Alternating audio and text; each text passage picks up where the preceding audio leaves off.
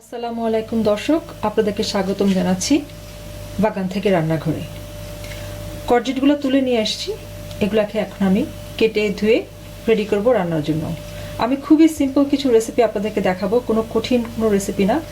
আমি যেভাবে এগুলা আমার বাচ্চাদের জন্য রান্না করি, আমরা যেভাবে খাই, ঠিক সেই রেসিপিগুলো আপনাদের সাথে শেয়ার করব ইনশাআল্লাহ। গার্ডেনের কিছু প্রথম আলু তুলে নিয়ে এসেছি, এগুলো আমি ইউজ করবো কর্জেটের সাথে ইনশাআল্লাহ। এখানে কর্জেট আর আলু কেটে নিয়েছি, সাথে পেঁয়াজ, আর এগুলো হচ্ছে ফ্যানেল লিভস। এগুলো সব আমি একসাথে মিক্স করে এটা ওভেনে দিয়ে দেবো। এটা একটা বানাচ্ছি চিজি কর্জেট, আমার মেয়েরা এটা খুবই পছন্দ করে। খুবই সিম্পল, এটা ঝালও হয় না তেমন। অনেক অলিভ অয়েল দেবো।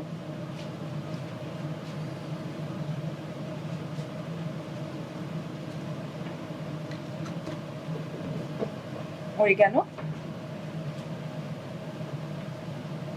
ভালো হতো যদি আমি এটা গার্ডেনেও গ্রো করতে পারতাম, কিন্তু আমি কোথাও কোনো চারা পাইনি অরিগ্যানো। গোলমরিচ,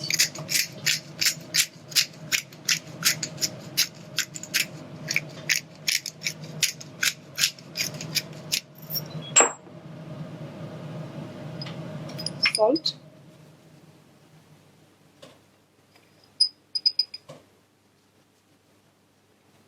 এটা সব মিক্স করে আমি ওভেনে দিব। ওভেনে দেওয়ার পরে যখন এটা হয়ে যাবে, তারপর বের করে এটার উপর চিজ দেব।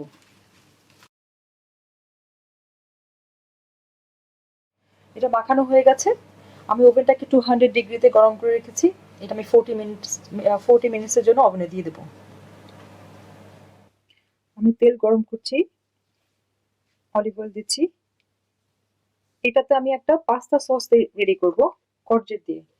বাচ্চারা কর্জেট খুব একটা খেতে চায় না, ওদেরকে এভাবে দিলে তাও ওরা একটু খায় পাস্তার সাথে। তো আমি কর্জেটটা পাস্তা সসের মধ্যে দিয়ে দেবো। অলিভ অয়েলের মধ্যে আমি একটু পেঁয়াজ দিলাম, রসুন দেবো।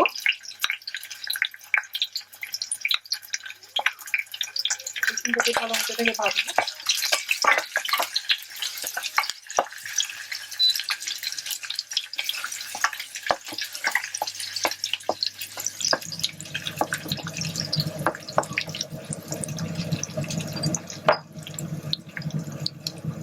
লবণ দিয়ে দিচ্ছি, এখানে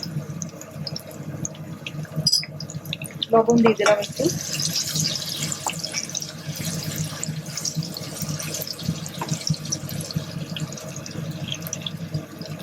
টমেটো পিউরি দিচ্ছি।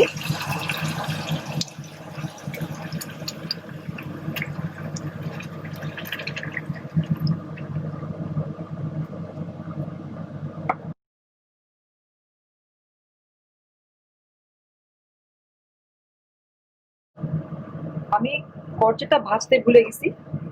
এখানে আসলে একটু আগে কর্জেটাকে ভেজে নেওয়া উচিত ছিল, সেটা আমি একটা আলাদা প্যানের মধ্যে একটু একটু ভেজে নিয়ে কর্জেটাকে এটার সাথে মিক্স করবো, তাহলে এটার ফ্লেভারটা ভালো আসবে।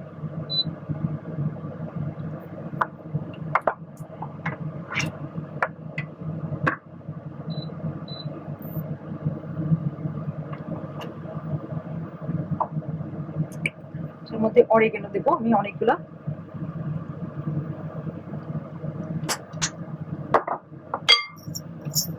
অল্প একটু ব্ল্যাক পেপার।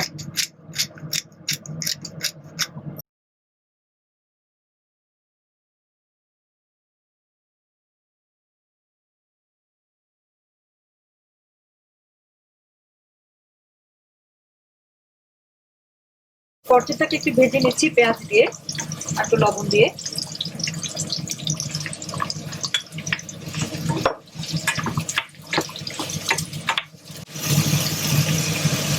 কর্জেটের মধ্যে একটু হলুদ দিব,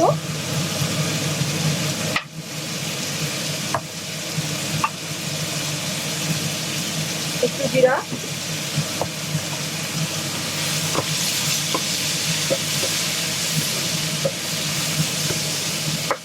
হলুদ জিরা দিয়ে এটাকে ভালো মতো ভেজে নেব।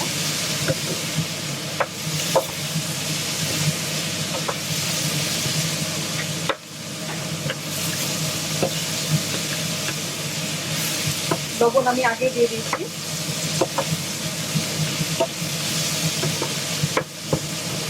এটা হয়ে গেছে। এখন এটা পাস্তা সসের মধ্যে মিক্স করে দেবো। কর্জেট পাস্তা সস অলমোস্ট রেডি। পাস্তাটা আগেই সিদ্ধ করে রেখেছিলাম। এটার উপর আমি একটা বাটার দিয়ে দিলাম, একটু বাটার দিয়ে মিক্স করবো, এটা মেল্ট হয়ে যাবে গরম পাস্তার সাথে, তো একটা সুন্দর ফ্লেভার আসবে বাটারের।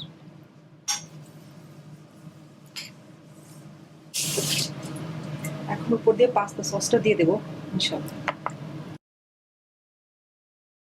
রেডি হয়ে গেল পাস্তা। প্রিয় দর্শক, এখন আপনাদেরকে আমি রান্না করে দেখাবো চিংড়ি দিয়ে কর্জেট। আমার বাচ্চারা লাউ খুব পছন্দ করে, কিন্তু এখন তো গার্ডেন তেমন লাউ নেই, কর্জেট আছে। তো কর্জেটটাকে আমি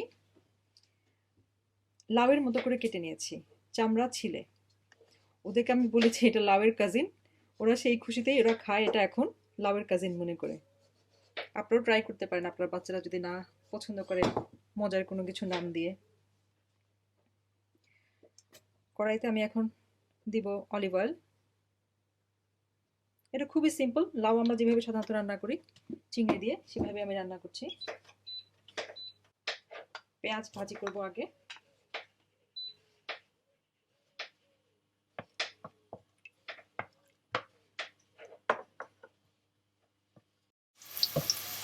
মশলাগুলো সব আমি একসাথে এক প্লেটে নিয়ে নিয়েছি। লবণ আছে, জিরা আছে, হলুদ, ধনিয়া, আর দারচিনি, এলাচি পাউডার, আদা রসুন পাউডার, সবই আন্দাজ মতো।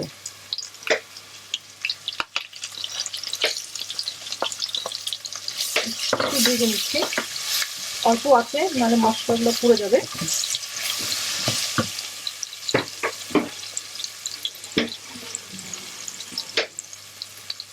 এর মধ্যে চিংড়িগুলো দিয়ে দিব, খোসা সহ চিংড়ি।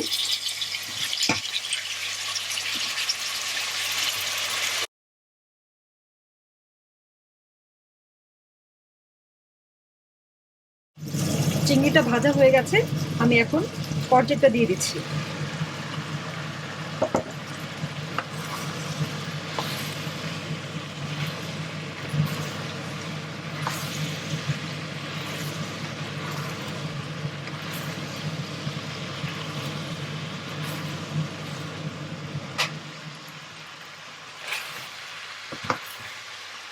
কর্জেট থেকে অনেক পানি বের হয়, সেজন্য শুধু অল্প একটু পানি দিয়ে আমি ঢেকে রাখি সিদ্ধ না হওয়া পর্যন্ত।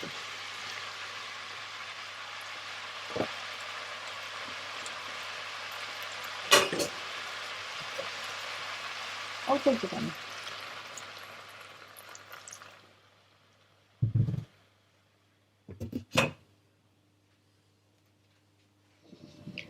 এখন আমি একটা ছোলা রান্না করব কর্জেট দিয়ে, আর তার জন্য আগে আমি প্যানের মধ্যে অলিভ অয়েল দিয়েছি। এখন পেঁয়াজটা ভাজবো, এটার সাথে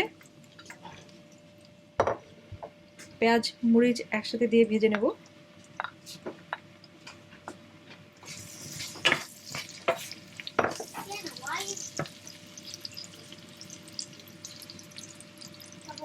লবণ 1 চামচ, লাগলে পরে অ্যাড করা যাবে।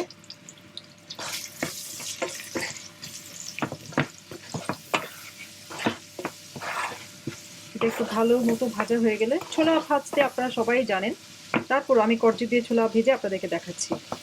গার্ডেনে যেহেতু অনেক কর্জেট আছে মাশাআল্লাহ, সেগুলো যতভাবে খাওয়া যায় ততভাবে খাওয়ার চেষ্টা করি আমরা। চেষ্টা করি পুরো সিজনে সুপার মার্কেট থেকে কোনো সবজি না আনতে, যত অর্গানিক জিনিস, হোমগ্রোন জিনিস খাওয়া যায়, সেটা যাই হোক যতটুকুই হোক সেটাই খাওয়ার চেষ্টা করি। হলুদ পাউডার, কারি পাউডার 1 চামচ। আমি সব মশলা আন্দাজ মতোই দেই, কোনো নির্দিষ্ট পরিমাপ নাই, যখন মনে হয় যতটুকু দরকার হবে ততটুকুই দেই। জিরা,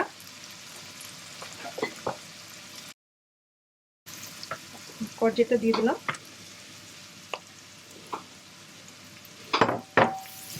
কর্জেটটা আমি ছোট ছোট কিউব করে কেটে নিচ্ছি। আমরা সাধারণত আলু দিয়েই ছোলা রান্না করে থাকি, কিন্তু আমি আলুর পরিবর্তে কার্বোহাইড্রেট একটু কম খাওয়ার জন্য, ছোলাতেও কার্বোহাইড্রেট আছে কম, কিন্তু আলু দিলে তো সেটার পরিমাণ আরও বেড়ে যায়। কর্জেটটা দিলে সেটা কম থাকে, কর্জেটটাই বেশি, ছোলাটা কম দেই।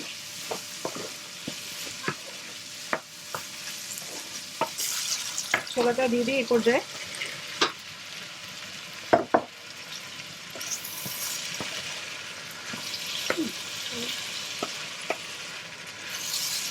বেশি মশলা আমি দেই না, বেশি মশলা খাবার আমার পছন্দ না, সেজন্য খুবই হালকা হালকা মশলা দিয়ে আমি রান্না করি।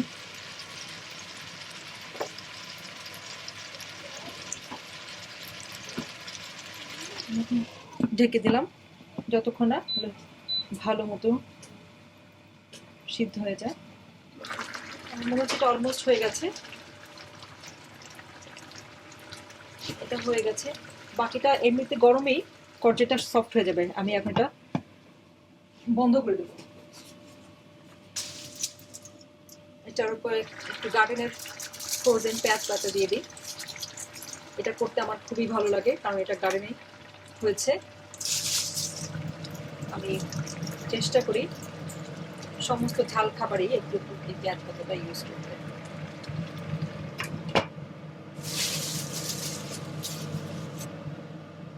ছোলাতেও আমি অনেকগুলো পেঁয়াজ পাতা দিয়ে দেবো, পরে এটা মিক্স করবো আগে।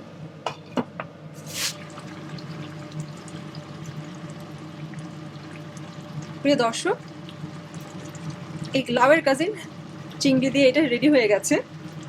আমি উপর দিয়ে 3টা কাঁচামরিচ দিয়ে দিয়েছি। এখন এটা আমি চুলা থেকে নামিয়ে ছড়িয়ে রাখবো। আর ছোলাটা একটু ডাল বাটা দিচ্ছি।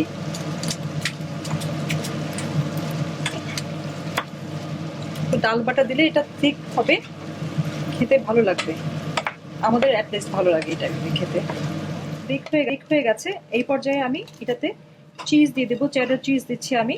চিজটা দিয়ে আবার ওভেনের মধ্যে দিব 5-6 মিনিটের জন্য, শুধুমাত্র এটা মেল্ট হওয়ার জন্য। আপনার ইচ্ছা মতো চিজ আপনারা দিতে পারেন, যে কোনো চিজ। এটাতে মোজারেলা, পার্মেজান এগুলোও দেওয়া যায়। আমার কাছে চেডার চিজ আছে, সেজন্য আমি চেডার চিজটা ইউজ করছি।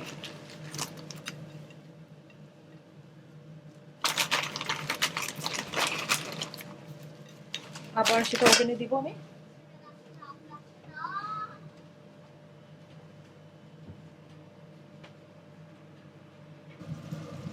এর মধ্যে ছোলাটাও রেডি হয়ে গেছে। আমি এখানে একটু ডাল বাটা দিয়েছিলাম, যেটা পেঁয়াজের জন্য রেডি করেছিলাম, সেখান থেকে একটু ডাল বাটা এখানে দিয়েছি আমি। এটাতে ছোলাটা একটু থিক হয়, খেতে ভালো লাগে।